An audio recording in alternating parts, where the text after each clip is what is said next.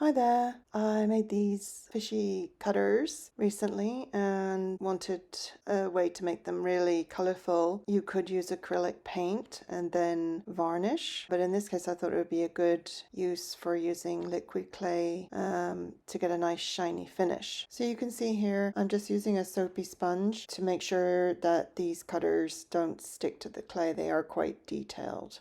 It's important to let these dry before you start putting liquid clay on top of them. You don't want any water underneath the liquid clay. I really only left these for a few minutes to dry. I'm using Kato clear liquid clay. This is my favorite liquid clay. It is very clear when it dries, and if you bake it correctly, you can get a very shiny finish. It looks almost like resin. Unfortunately, I did hear that Kato is stopping production of their clay, but I do know that you can still get this at Blueberry Beads in the US. So next I've picked 3 colors of alcohol inks that I want to use. I'm going to try and blend them on the fishies. I like the Pinata inks. I just find that the colors are the most vibrant. And then I'm also going to add some polymer clay liquid softener and thinner, it's called. And I'm going to add a drop to each of those little puddles.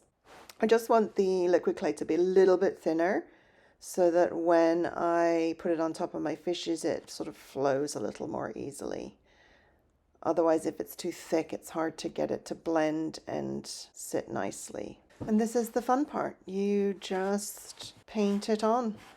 You don't want it to be too thick because then you lose the definition of the shape that you've stamped. I'll show you later there are some spots where I left the liquid clay a little bit too thick, and you can see that it kind of hides some of the details. But this is the fun part. You can mix colors, you can blend them. Yeah, the possibilities are endless. So when these are all done, I'm going to clean off that excess liquid clay at the top, and I'm going to bake these, but I'm going to be quite careful how I bake them. In order for the liquid clay to become shiny, you have to bake it at quite a hot temperature, hotter than you would probably normally bake your clay.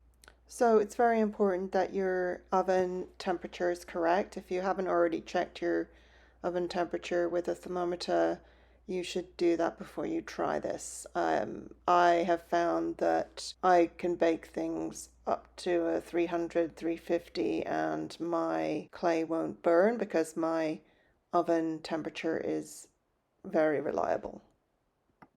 And here they are finished. You can see on this one on the tail end I pulled it a little bit too thickly. I don't quite like how it covered up all the detail on that tail. And maybe if I'd made it a bit thinner, it would have been a little easier to stop that pulling. These ones are my favorites. They have a nice little shine to them, so you really don't have to do much finishing. You can paint the edges as well to give them a little bit of a better finish. But yeah, they're really cute. I think I could have even gone with brighter colors.